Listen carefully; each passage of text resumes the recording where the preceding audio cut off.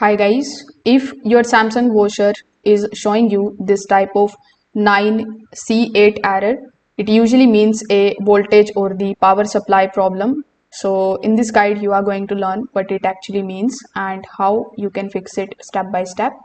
So on a Samsung washing machine, the 9C8 code is triggered when the washer detects unstable or incorrect voltage.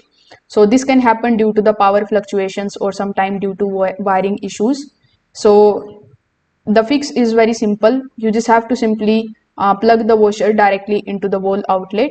Also avoid using any extension cords, adapters or any shared sockets. Low or unstable voltage is one of the most common reasons for this particular error.